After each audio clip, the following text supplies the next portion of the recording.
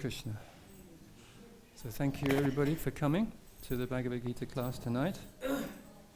We're still covering the introduction to the Bhagavad-Gita, and I will be starting in this edition, if everybody's got the same edition, I think, on page 15, the second paragraph, the last paragraph of this page, which begins that destination. And then I'm going on to page 22, the paragraph which begins avyakta means unmanifested, up to that point. So there's 18 paragraphs altogether, and I'll cover them both tonight and tomorrow night. So I'll do 9 paragraphs tonight, and then 9 paragraphs tomorrow. And I'll just read paragraph by paragraph. In other words, stop after every paragraph, and then we'll discuss that. Otherwise, it's a bit long, and you may fall asleep. But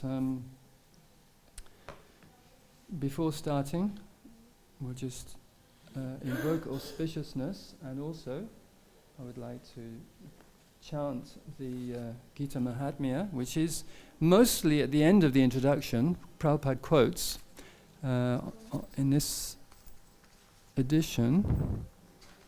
It's pages 29 and, well, actually starting maybe even on page 28. But he doesn't actually quote it in its entirety. There's a few bits he misses out, so we'll do the whole thing, if that's okay with you. Om Namo Bhagavate Vasudevaya.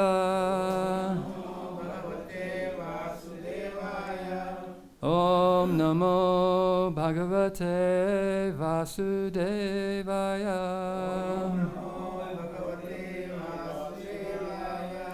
Om Namo Bhagavate Vasudevaya.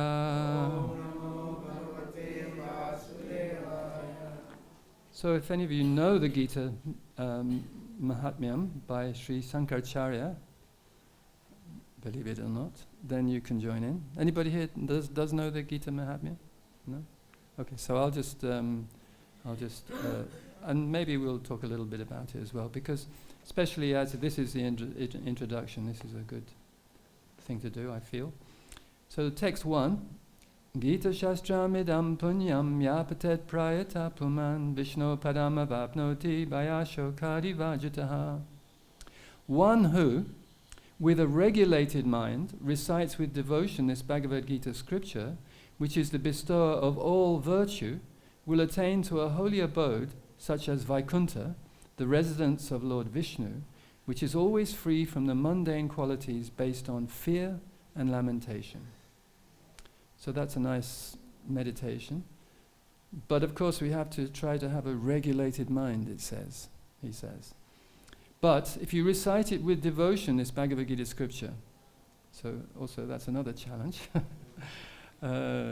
But we have to try to cultivate that devotion. That's why we're coming to Bhagavad Gita class, to cultivate it, to understand the glories of the Gita, which is what this is all about. The Gita Mahatmya is the glories of the Gita. And it bestows all virtue.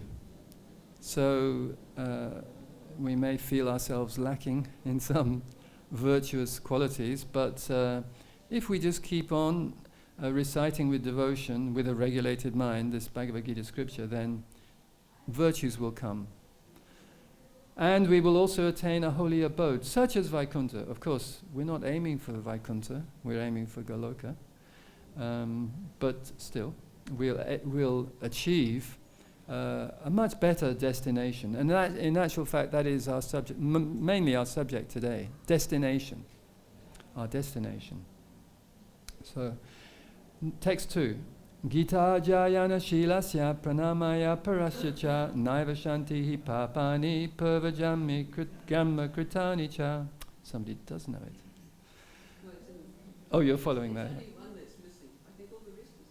Yeah, there's also, I think, another phrase missing as well, but somewhere. But anyway, if one reads Bhagavad Gita very sincerely and with all seriousness, so we have to try to be sincere and serious about it, then by the grace of the Lord, the reactions of his past misdeeds will not act upon him. So that's a very nice benediction, isn't it? We've all must have committed so many mistakes or misdeeds, if you like, in the past, but by sincerely reading and with all seriousness Bhagavad-Gita, then through the Lord's grace, his mercy, then we won't have to suffer the reactions of our past misdeeds. But of course, it's like the seventh offense, to the holy name. We don't commit sinful and then say, oh, I'm going to read the Bhagavad-Gita and everything will be okay. No, that is an offense. So not like that. That's why it says very sincerely and with all seriousness. Text 3. Maline mochanam pungsang jalasnanam dine dine sakrit gitamritam snanam samsara malanashanam. One may cleanse himself daily by taking a bath in water, and hopefully we do that. To take a bath at least daily, if not more. If we're pujaris, then several times a day.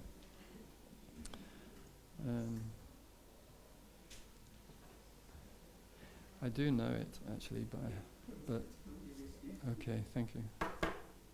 Thank you very much. So one may cleanse himself daily by taking a bath in water, but if one takes a bath even once in the sacred Ganges water of Bhagavad-Gita, for him the dirt of material life is altogether vanquished.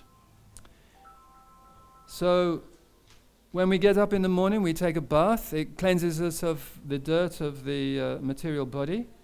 But if we take a bath even once in the Ganges water of Bhagavad-Gita, then all the dirt of material, all the subtle dirt which has accumulated, the dust which has accumulated in our hearts for so many lifetimes, is altogether vanquished, altogether, completely.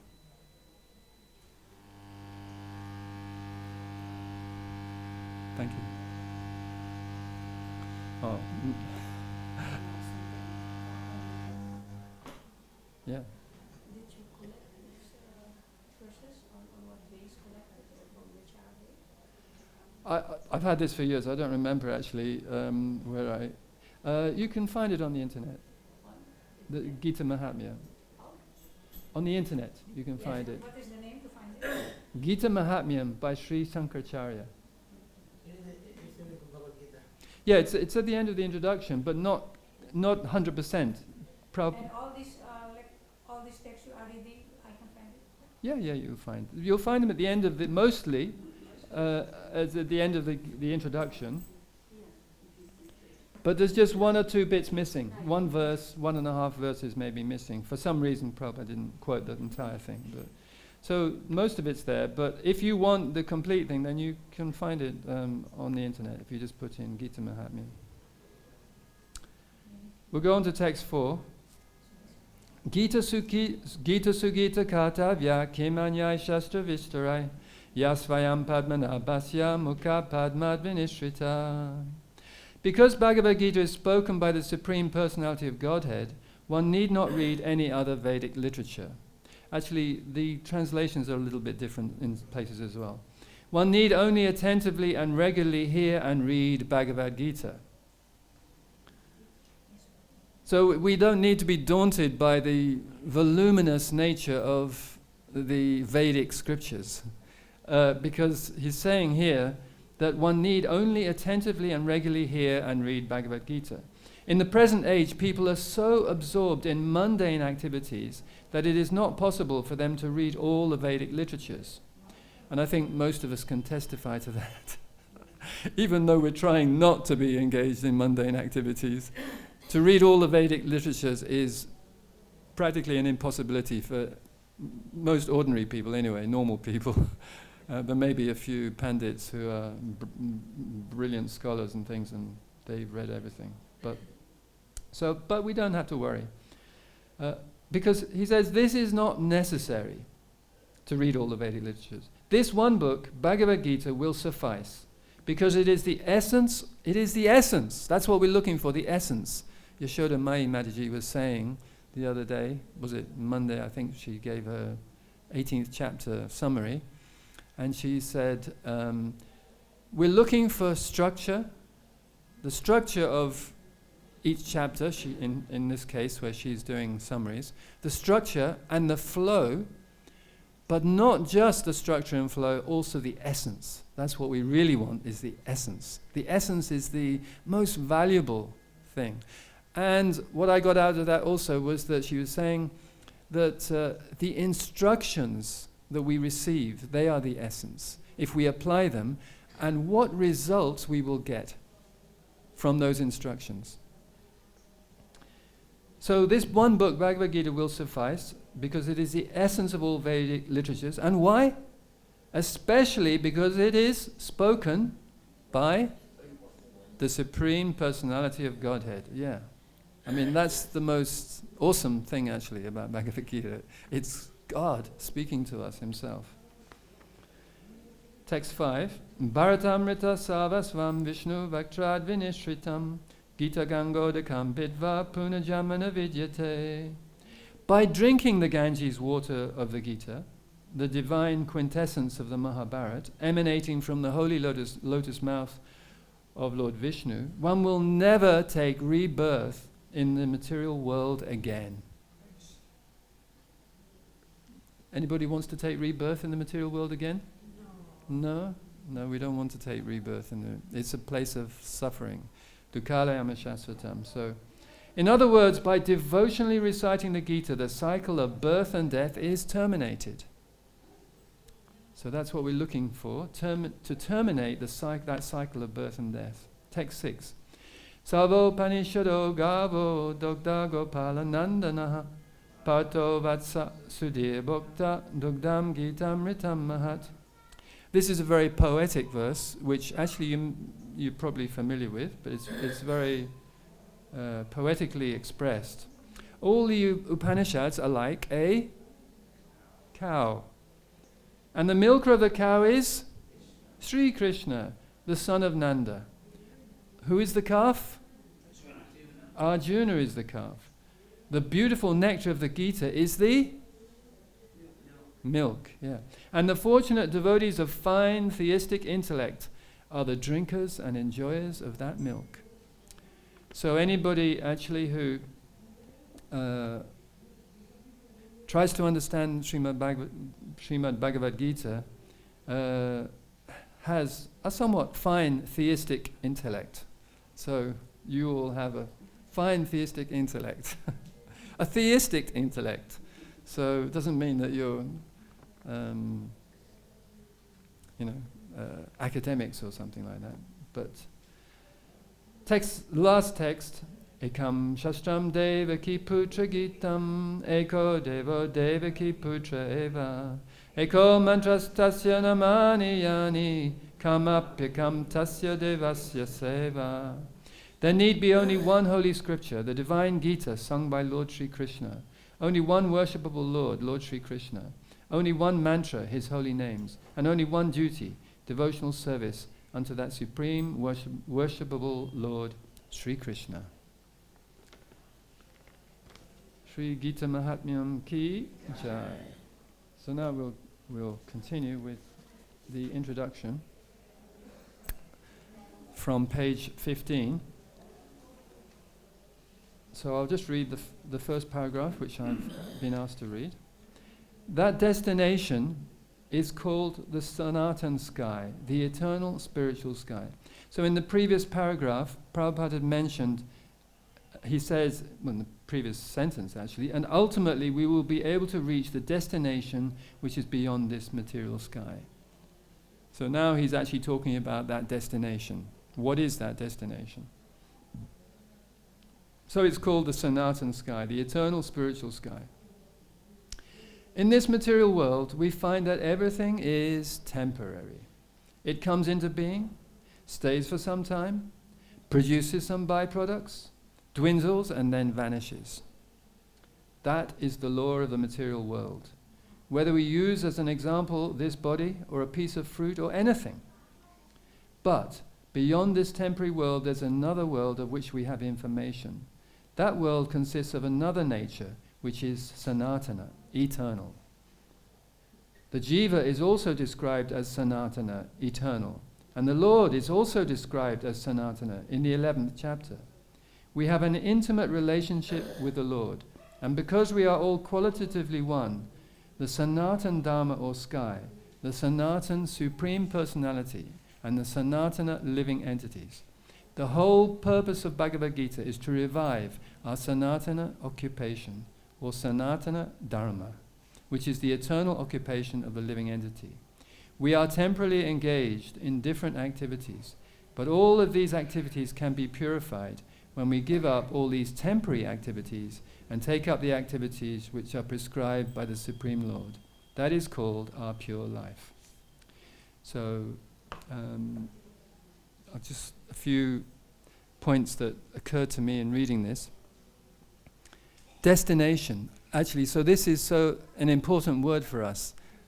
Actually, many questions are, what is the destination of a yogi? What is the destination of a karma kandi?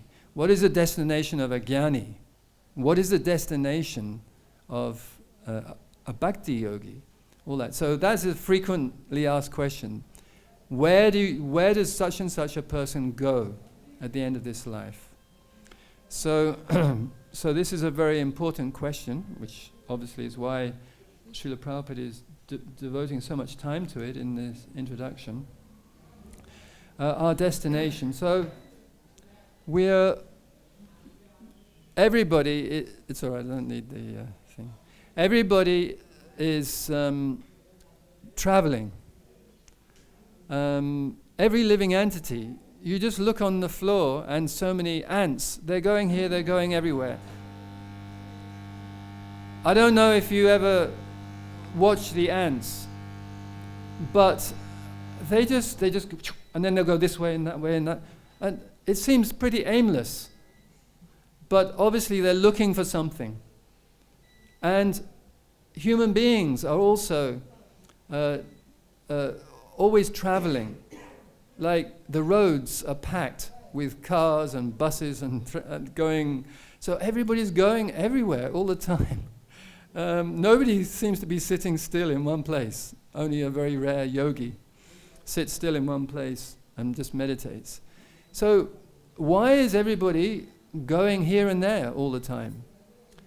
Because we're always looking, every living entity is always looking for some satisfaction, looking for some sustenance. In the case of the ants, presumably they're just looking for food, or they're looking for somewhere to make their nest or something. So we're always looking for something better. And even if it's just, we know it's temporary. Like so many people, they work for 50 weeks of the year, or maybe 46 or 48 weeks of the year, just so that for 2 or 3 weeks, they can go on holiday somewhere. And they want to go to somewhere special, somewhere different. Well, sometimes they just want to go and lie on a beach and soak up the sun because they come from a cold climate or a cloudy climate like in the UK where I'm from. But many times actually the people are just looking for some experience which is going to be fulfilling, which they can remember throughout the rest of the year. Yes, we went on this great holiday. So we're always looking for a special destination, and there are so many brochures just showing so many what looks like beautiful places, beautiful beaches, blue skies, green trees, blue water, clear, sparkling water that you can see through to the bottom, and a sun that is warm and nurturing and not burning, and everything seems perfect in the brochure, doesn't it? But you get there and there's all those ants and mosquitoes and everything else. Actually, just recently, there was an eruption, a volcanic eruption on an island near New Zealand. And so many tourists go there. It's an uninhabited island, I believe. Many tourists go there. And with the idea to just have a look at this crater where there's a volcano, because, I suppose it's just an experience to go in a crater and see what it's like. Like curiosity killed the cat. In this case, it killed quite a few people. Quite a number of people were just there looking, and then suddenly, an eruption, a big eruption, and so many people just killed, presumably very quickly, if not instantaneously. So they were there trying to actually get an experience, a different experience, and they certainly got it. They got the different experience. So everybody is doing that. They're looking for something, always looking for something. So this is why this word destination is important. That's actually, and of course in the human form of life, we have the opportunity to actually really find the true destination. And that's why what is the word that's mostly used in this verse? Who can remember? Sanatana, yes, that's right. Eternal. Sanatan everything. Sanatan sky. What else is this? Sanatan living entity. Jiva is also Sanatan. Sanatan Dham. Sanatan Dharma. So many Sanatan things. So this is the great benefit of human life, that actually we can use our human intelligence not just to be crawling around on the floor looking for food like the ants, but to know actually what is going to be our ultimate destination, our ultimate satisfaction. And of course, that is the Sanatan sky, the eternal sky, the spiritual world. So one or two other things in the in this verse paragraph is that Srila Prabhupada says, we have an intimate relationship with the Lord. This is still on page 15. We have an intimate relationship with the Lord. So I found this very comforting, very nice, that actually we have an intimate relationship. It's not distant. Of course, if you go to Vaikuntha, it may be a little bit distant because there's that awe and reverence between you and Krishna. But actually, what the Bhagavad-Gita is giving us the opportunity for is to have an intimate relationship with the Lord, with Krishna. Not just a reverential or a relationship filled with awe, but an intimate relationship with Krishna. So this is why Krishna actually performs so many wonderful activities where he shows how he's prepared to be intimate with his devotees. So this is something that's very special in Krishna consciousness, this intimate relationship with the Lord. So therefore we can have that relationship. Like I was just reading during Kartik, I don't know if any of you have read Shivaram Maharaj's book, Damodar Janani. Anybody read that book? It's a wonderful, wonderful book. Damodar Janani. Janani means mother. So who's that referring to? Damodar Janani. Mother Yashoda, yes. And it's explaining all about the Damodar Leela and how, of course you know the details, so I won't go into all of it, but how intimately they are relating with each other. Lord Damodar, or Krishna, and Yashoda Mata. And how Krishna is actually, by this intimacy, Krishna is controlled by his devotee. Mother Yashoda controls Krishna. He actually is afraid of Krishna, of Mother Yashoda, because she's holding the stick in her hand. She would never use it, but he's not quite sure. So many wonderful intimate relationships, not just with Mother Yashoda, with the gopis, of course, with the cowherd boys. When they go to the forest, they are playing together, and sometimes Krishna loses. So Krishna has to carry one of the gopas on his back, like that. That's very intimate, isn't it? And they're exchanging lunch packs. And one cowherd boy, he takes a bite out of something his mother has prepared and he said, "Oh, this is so good, Krishna, you try that." And he's already bitten it. And Krishna takes it and eats it. because he's not worried about the formalities. Oh, you've bitten it. It's, like Shabari, that lady who was picking the fruits for Lord Ramachandra and then tasting them just to check whether they were sweet or bitter. And if they were sweet, she put them in one basket. If they were bitter, she'd throw them away. But Lord Ramachandra was very, very pleased to actually to relish those fruits. It was just like it's said that the Srimad Bhagavatam, or like a fruit, is more tasty when pecked by the beak of a parrot, like that. So in the same way, but if Krishna's devotee or Lord Ramachandra's devotee has tasted the fruit, it's even more tasty for Krishna, because she's doing it out of love, not because she wants to enjoy. So we all can have an intimate relationship with Krishna, and that's what Krishna is offering us.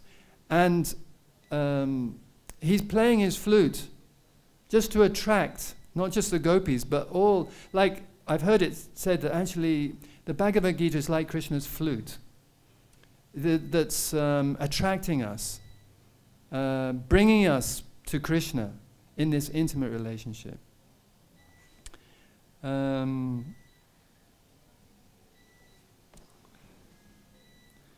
In the first chapter,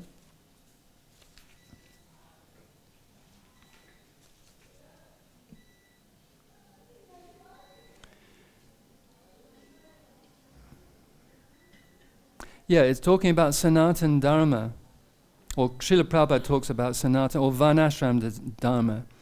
So they are designed to enable the human being to attain his ultimate salvation.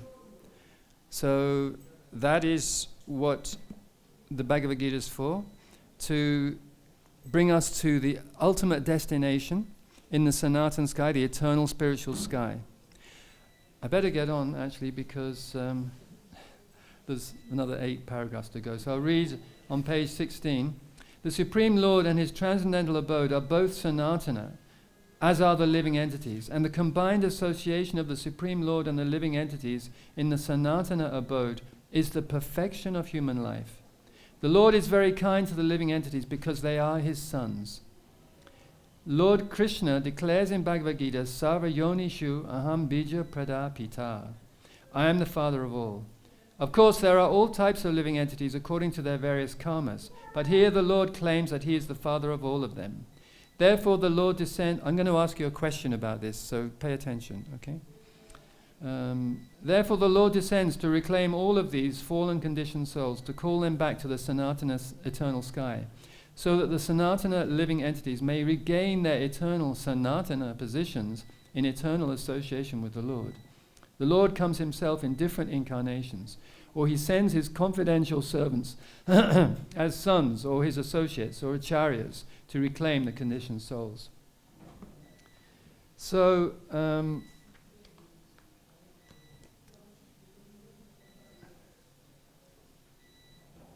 what Srila Prabhupada is saying is the Lord plus the living entities plus the Sanatana abode is the perfection of human life. Those 3 things. The Lord himself, the Supreme Lord, the living entities, and his abode equals the perfection of human life. So this paragraph is describing the Lord's kindness.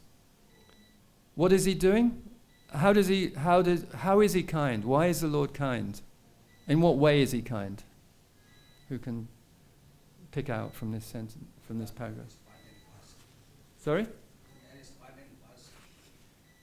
Yes, but what does he specifically do? He wants to call us back to the Sanatana. Yes, reclaiming. He's reclaiming the fallen souls. That's how he's showing his kindness, by reclaiming us fallen souls. And then how does he do this? How does he do it? How does he reclaim his fallen conditioned souls? Sorry? Yes, but in several different ways. He,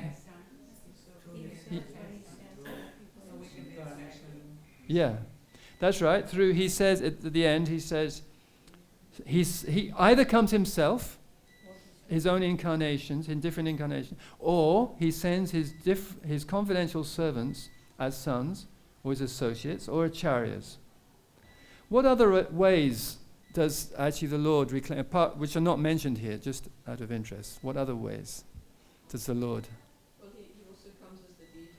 The deity, yes. Something else? His holy name. His holy name, most important, especially in this age, isn't it? Yes. And other?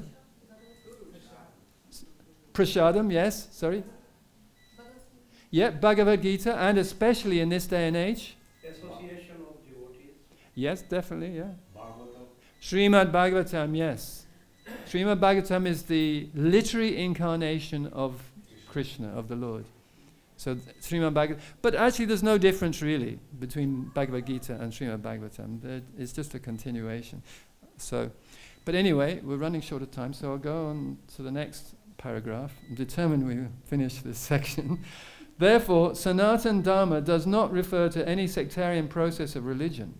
It is the eternal function of the eternal living entities in relationship with the eternal Supreme Lord. Sanatana Dharma refers, as stated previously, to the eternal occupation of the living entity. Sripad Ramanujacharya has explained the word Sanatana as that which has neither beginning nor end.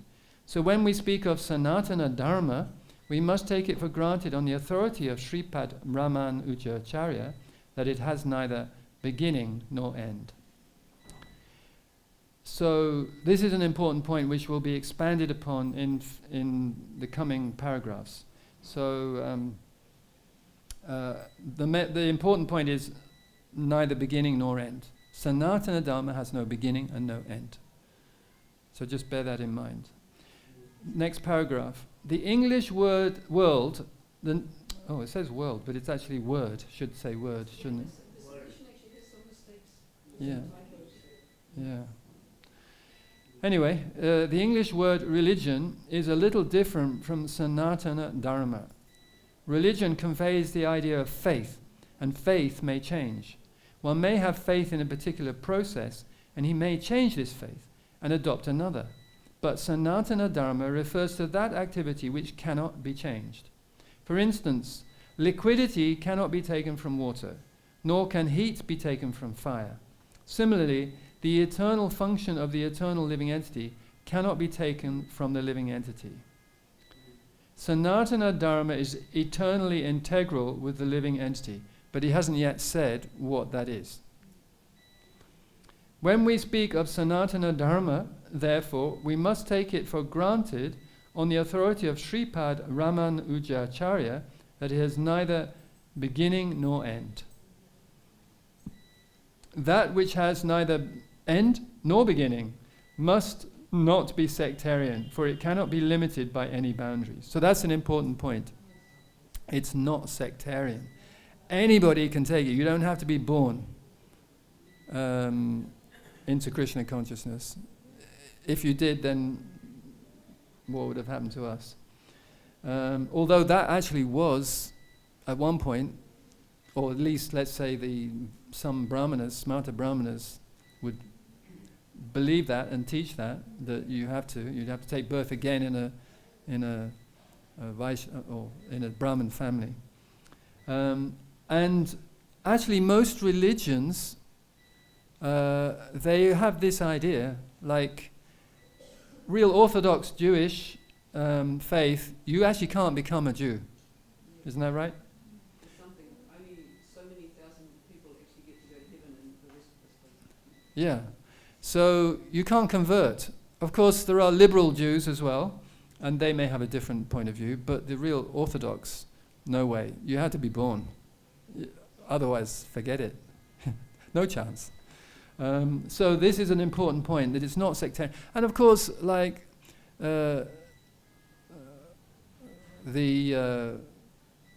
Islam is you can convert to Islam, so it's not quite so exclusive, but it's very much, a kind of community that it's not so open. I don't feel although you can convert to Islam, not so many people do, but it's very much based on your birth, your family, your community. That's my impression anyway. I'm not an expert on it, but still. But anyway, the main point is that Sanatana Dharma is not sectarian, has no beginning and no end. Did I finish that paragraph? Those belonging to some sectarian faith will wrongly consider that Sanatana Dharma is also sectarian. Okay, so it's definitely not sectarian. But if we go deeply into the matter and consider it in the light of modern science, it is possible for us to see that Sanatana Dharma is the business of all the people of the world, nay, of all the living entities of the universe. Srila Prabhupada is fond of citing science. He says here, modern science. And if you look, it always strikes me, if you look at the beginning of the 4th chapter, he uses the word, in the translations, science so often. Just to give you a taste of it, he said, in text 1, 4.1, the personality of God, Lord Sri Krishna said, I instructed this imperishable science of yoga. Then in text 2, this supreme science. And then at the end of that text, and therefore this science as it is appears to be lost. And in text 3, that very ancient science of the relationship with the Supreme is today told by me to you. And then even Arjuna, at least the translation of Arjuna's in text 4, it says, you instructed this science to him. So Srila Prabhupada is very keen for us to get the idea that actually Krishna consciousness is a scientific process. Don't think it's something sentimental, whimsical, like that. It is scientific. And if you read Nectar of Devotion or Bhakti Rasamrita Sindhu, or if you look at Ways of Devotion, which is Danodas Swami's his study of Bhakti Rasamrita Sindhu or Nectar of Devotion, you'll see that so many fine subtleties, so many phrases which I don't know how anybody remembers, but apparently the acharyas do, and they understand. There's so many subtleties of understanding, which indicate that it is definitely a very logical and scientific process, this Krishna consciousness. Can you please shortly, maybe for me alone, I don't know, describe or subscribe science? In the way Prabhupada means it. Yes. Well, science basically is observation. You observe your observation. You come. You conduct some experiment on the basis of that, and then you come to some conclusion. So basically, based on empiric. Yeah. So basically, if you follow the rules and regulations, or you follow the process of Krishna consciousness, you're performing that experiment on your own life, and then you see the result, like that. Is that okay? Yeah. I thought more based on practical. Yeah, that is practical. In your life, we've changed our lives so much. Those of us, especially, who've come from a non-Krishna conscious background, or Vaishnava background, or Hindu background even, we have to change so much in the way we have, and that's all practical. What you eat, what you dress, what time you get up in the morning, how many times you take a bath in the day. It's all practical stuff, isn't it? So, yeah. Anyway, I'm definitely going to finish up to where I. So the next paragraph. Non-Sanatana religious faith may have some beginning in the annals of human history. Annals just means in the recorded, yeah. I know what it means, it's not so easy to define. But there is no beginning to the history of Sanatana Dharma because it remains eternally with the living entities. Insofar as the living entities are concerned, the authoritative Shastras state that the living entity has neither birth nor death. In the Gita, it is stated that the living entity is never born and he never dies. So we know the second chapter, Krishna says that more than once. He is eternal and indestructible, and he continues to live after the destruction of his temporary material body. In reference to the... so basically what he's saying that the Dharma of the living entity is not dependent on the body. We had that Dharma before this body, and we'll have it after this body. It'll still be there. We may not recognize it, we may not realize, but it's actually there. In reference to the concept of Sanatana Dharma, we must try to understand the concept of religion from the Sanskrit root meaning of the word. Dharma refers to that which is constantly existing with a particular object. So, what is the particular object you're talking about here? The jiva, yes, the jiva. So what is constantly existing with the in the jiva, in the constitution of the jiva? We conclude, this is an authoritative statement, we conclude that there is heat and light along with the fire. Without heat and light, there is no meaning to the word fire. Similarly, we must discover the essential part of the living being, that part which is his constant companion. That constant companion is his eternal quality, and that eternal quality is his eternal religion. So Srila Prabhupada has still not told us what it is. He's just been saying that actually we have something constant, an eternal dharma, eternal essence, and he's been saying this for about 2 pages, but he's keeping us in suspense. It's coming up, don't worry. Next paragraph. When Sanatana Goswami asked Sri Chaitanya Mahaprabhu about the swarup of every living being, the Lord replied that the swarup, or constitutional position of the living being, so this is it coming up, is the rendering of service to the Supreme Personality of Godhead. So, swarup, his actual form, his actual essence. Jivera Swarup Hoy, Krishnera Nityadas.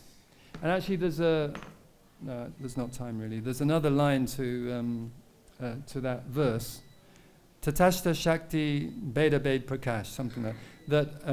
That we're actually we're the marginal energy of the Lord. That's why it's our constitutional position to serve the Lord, because we're his marginal energy. We're part of him actually, just marginal. Let's continue. If we analyze this statement of Lord Chaitanya's, we can easily see that every living being is constantly engaged in rendering service to another living being.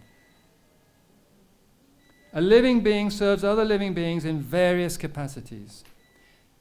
It's interesting, actually, in the UK, there was just an election last week. Well, it's this week still, it depends on whether Sunday's the first day or last day of the week, on Thursday. And anyway, the Prime Minister got a big majority. And actually, I'm not a fan of his, but he said something which was actually quite good, I thought, after his victory. I was expecting him to be all puffed up and saying, oh, we're so great. But he said, actually, we're not the masters, we are the servants. And he's a rascal, but I mean, somehow or other, maybe he's just got some mercy from Krishna or something. So hopefully he will be a servant. So anyway, I just...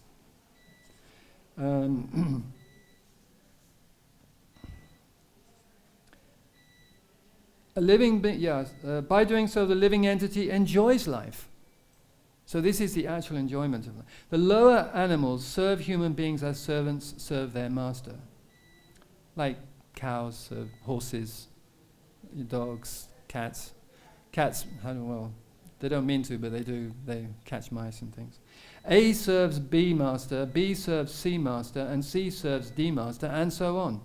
Under these circumstances, we can see that one friend serves another friend, The mother serves the son, the wife serves the husband serves the wife, and so on. Everybody's serving. If we go on searching in this spirit, it will be seen that there is no exception in the society of living beings to the activity of service. The politician, there you go, presents his manifesto for the public to convince them of his capacity for service. The voters therefore give the politician their valuable votes, thinking that he will render valuable service to the society. The shopkeeper serves the customer, and the artisan serves the capitalist.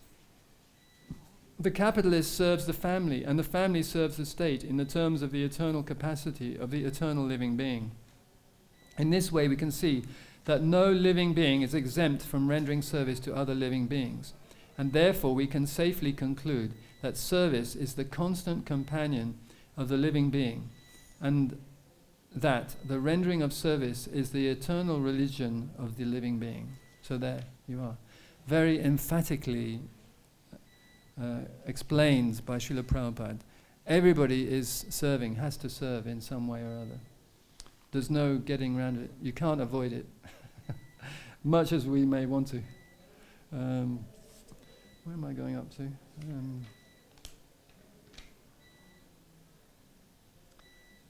Yeah, I've got a few more paragraphs. Yet man professes to belong to a particular type of faith with reference to particular time and circumstance, and thus claims to be a Hindu, Muslim, Christian, Buddhist, or an adherent of any other sect. Such designations are non-Sanatana Dharma. A Hindu may change his faith to become a Muslim, or a Muslim may change his faith to become a Hindu, or a Christian may change his faith, and so on. And people do all the time. Swapping between faiths, aren't they? Brought up in one faith. I mean, maybe some of us have done that. I did. I was brought up as a Christian, nominally, not really very convincing, but nominally. And probably that's the case for some of you, others, especially those from a Western background. But in all circumstances, the change of faith does not affect the eternal occupation of rendering service to others. The Hindu, Muslim, or Christian, in all circumstances, is a servant of someone. Thus, to profess a particular type of faith is not to profess one's Sanatana Dharma. The rendering of service is Sanatana Dharma. So that's very convincingly stated. Anybody got any arguments against this proposition? I mean, I'd be interested to hear. There may be some, you've heard some arguments from people saying...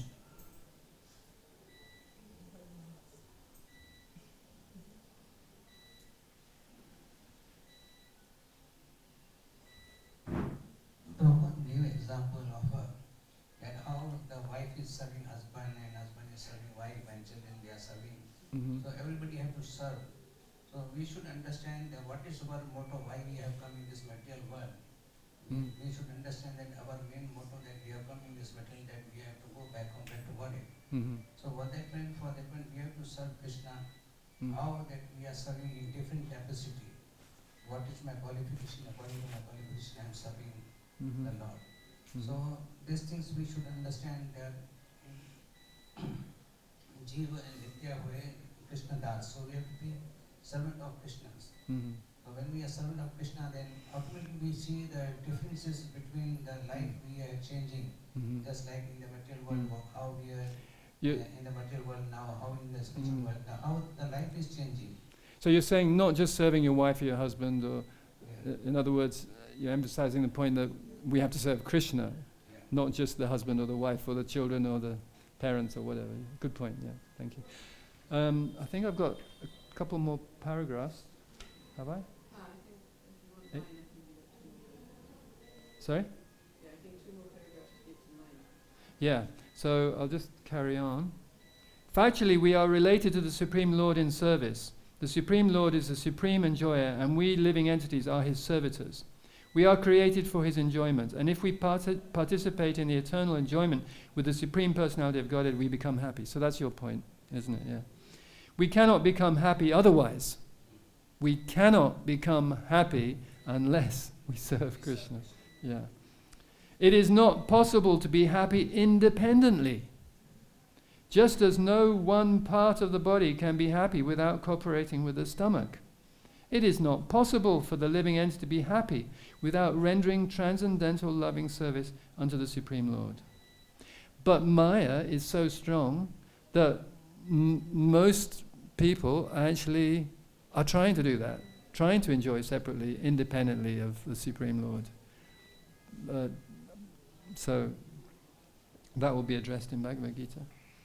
In the Bhagavad-Gita, worship of different demigods or rendering service to them is not approved. It is stated in the 7th chapter, 20th verse. Kamastasta hrita jnana prapadyante nyadevataha tam tam niyamam astaya prakritya niyata saya. Those whose intelligence has been stolen by material desires surrender unto demigods and follow the particular rules and regulations of worship according to their own natures. Here it is plainly said that those who are directed by lust worship the demigods and not the Supreme Lord Krishna. Because of course, if you worship the demigods, where do you go? You don't get that supreme destination which Prabhupada has been talking about, which is the Sanatan sky. You get again another temporary sky, or earth, whatever. When we mention the name Krishna, we do not refer to any sectarian name. Krishna means the highest pleasure, and it is confirmed that the Supreme Lord is the reservoir or storehouse of all pleasure. We are all hankering after pleasure. Anandamayo bhyasat. The living entities like the Lord are full of consciousness, and they are after happiness. The Lord is perpetually happy, and if the living entities associate with the Lord, cooperate with him and take part in his association, then they also become happy. I think that is it. Yeah? Yeah, so that was about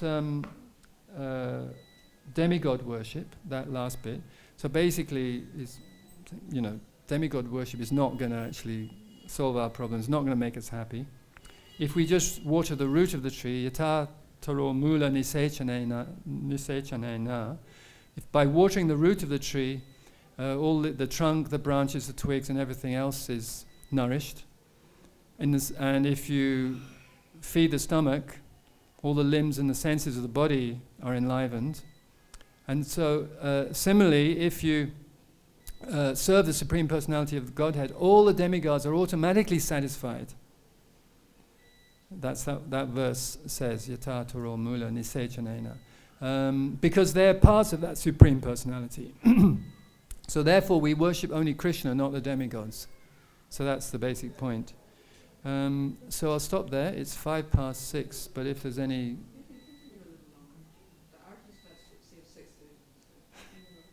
Well, just see if we'll have some discussion, hopefully. Any Just like we don't worship demigods, but we respect demigods. We don't worship. Yeah, we do respect them. Yeah. Purpose we have to respect them. Yes, Shiva, Lord Shiva is a Vaishnava, so we should respect. Definitely, but he's trying to get us. Lord Shiva is trying to bring us to Krishna's lotus feet, isn't he? Yeah. So because he says himself that he's always engaged in offering obeisances to Vasudeva in pure Krishna consciousness. Like that. So in the fight with Banasura, when he was fighting with Lord Krishna, then he's saying, "He is my devotee. Please excuse." He is praying to Krishna that please excuse my friend, and he is the grandson of Prahlad Maharaj. So Krishna excused him in this and gave him benediction, saying that Banasura is a weak one. Yeah. Okay. Hare Krishna. So, any questions? Any comments? Anybody would like to make? Any doubts?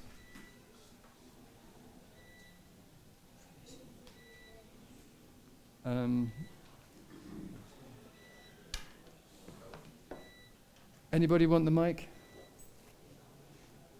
No? Yeah.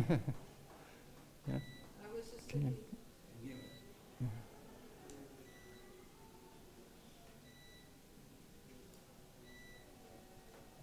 Hare Krishna. Thank you, Prabhu. I was just thinking the people who will disagree with this Prabhupada's comments about being the servant of the demoniac mentioned in chapter 16, because they think they're the lord of everything. So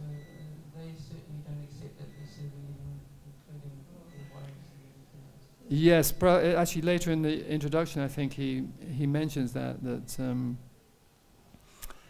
that's why we've come to this material world, isn't it? Because we want to enjoy separately. We want everyone to serve us. We don't Yeah, realize that yeah. it doesn't work that way. It just doesn't Yeah, work. yeah. Yeah, and it takes quite some reprogramming to change. Even sometimes, at least in my experience, my own personal experience, even theoretically, but somehow or other still in the heart, there's some enjoying propensity. But even though we think we want to be served by everybody, it actually is a position of anxiety. Yeah, yeah. Because then we're always worried that people won't like us, they won't serve us. Yeah, Actually, it's much more comfortable to be the servant. yeah. Because then you can be satisfied that you're doing something, you're not getting yourself into debt. Mm-hmm. Yeah, good point. Anybody else? Your realizations, reflections? Mother Rama Shakti?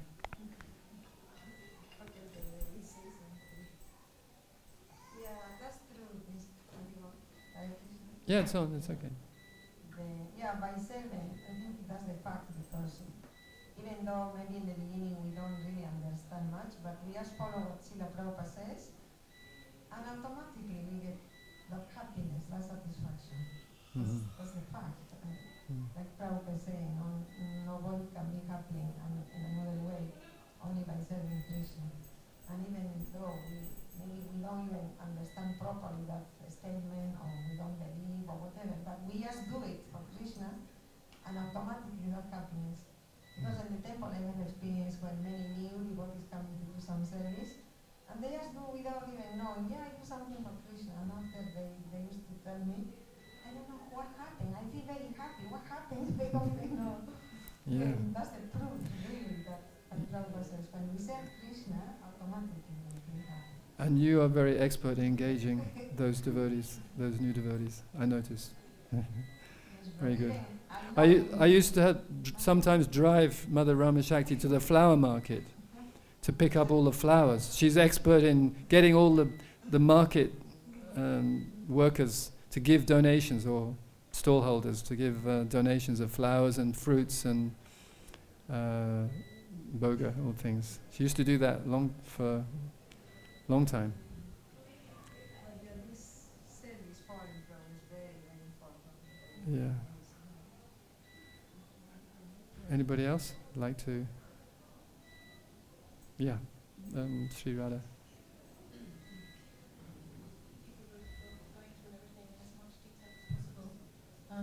Just a question, because earlier we were talking about Bhagavad-Gita now. Can you hear me? Yeah. You were speaking about Bhagavad-Gita, and you were speaking... Keep it close, that's all. You were saying that the essence of all the Vedas is Bhagavad-Gita. Yeah. So, what is it necessary? I'm not denouncing the Srila Bhagavatam, but if somebody just read the Gita and concentrated on the Gita, would that be enough? According to the Gita Mahatmya, yes. But devotees actually, they relish Srimad Bhagavatam. So they don't want to, they want to go on and read. Because actually Bhagavatam starts where Bhagavad Gita leaves off. Krishna talks about surrender unto me, and then Bhagavatam continues from that point. Like, the only religion actually is surrender unto Krishna. And then Bhagavad Gita says, Dharma projata kaitava, like throwing out all cheating religion. So Krishna has actually thrown out all cheating religion by saying, abandon all varieties of religion, just surrender unto me. I shall take care of you. And then it starts.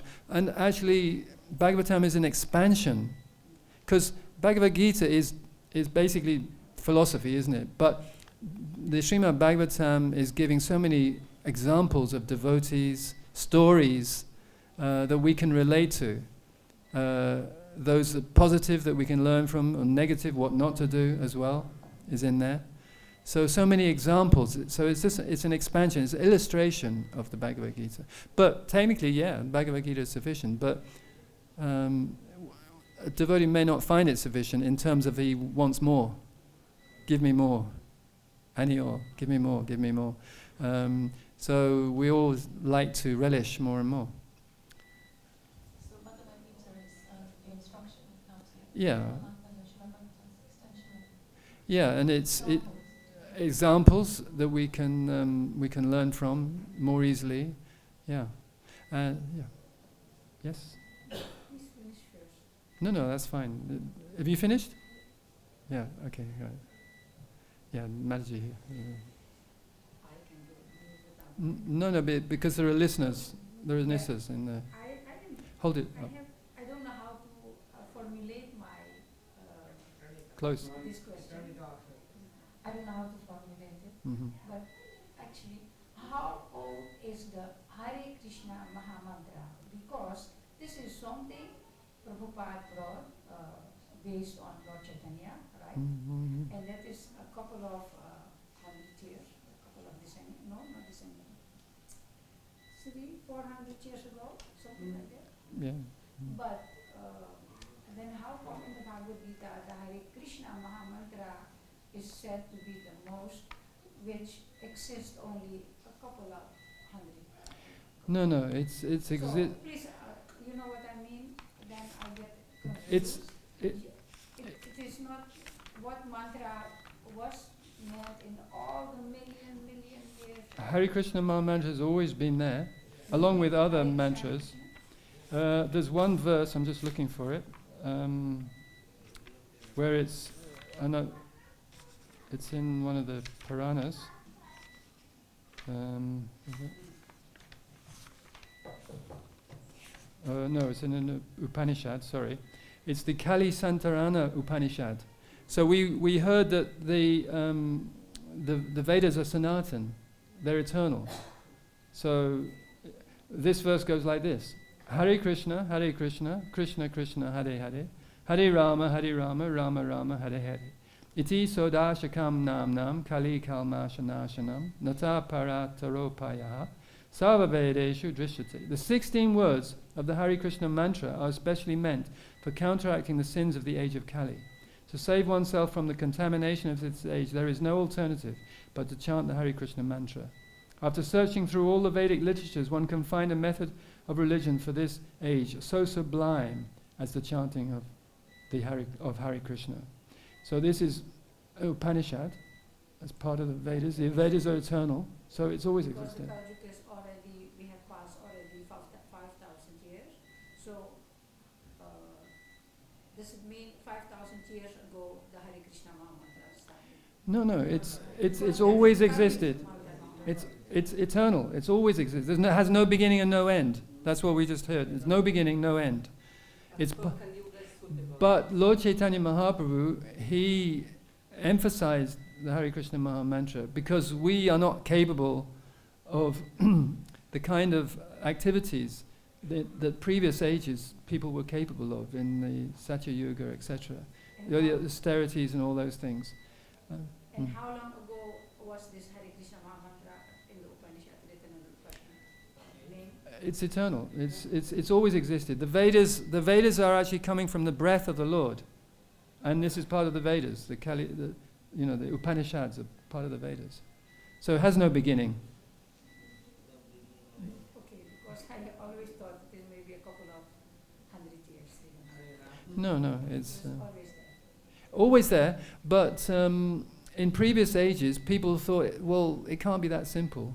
Actually, when I first read the Bhagavad Gita, I was saying the other night, when I think it was Mother Bhagavati was saying, that when I first read the Bhagavad Gita, and at so many places, Srila Prabhupada says, actually, all you need to do is chant Hare Krishna. And I was saying, it can't be that simple. And that's what, in previous ages, people thought, that actually you've got to do severe austerities and do very elaborate worship, deity worship, or sacrifices, fire sacrifices and things. So it's always, but the Hare Krishna Maha Mantra has always, somebody could have done that, or maybe they did do that. they chanted Hare Krishna. And I'm sure that there were great souls, just trying to think, in the Bhagavad-Gita, who actually chanted Hare Krishna, or some similar mantra. But the majority of people think, actually we've got to meditate for 60,000 years, because they have lives of 100,000 years, because they can't think it could be something so simple. But in this day and age, we don't want something not like them. They wanted something that's really difficult, but we need something that's easy. So therefore, it was Lord Chaitanya gave us this easy process, sublime process, but it always existed. All right. Okay. Anything else? Otherwise, we should. Oh, yeah. Yeah. Just came to my mind that just now when you were saying Mahamantra Hare Krishna has always been there, always exists.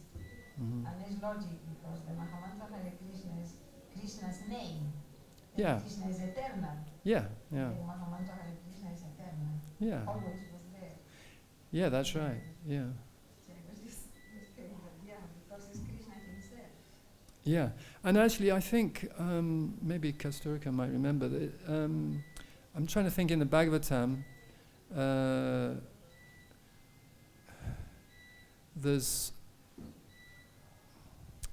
what, can you remember there's just trying to think what pastime or episode it was where the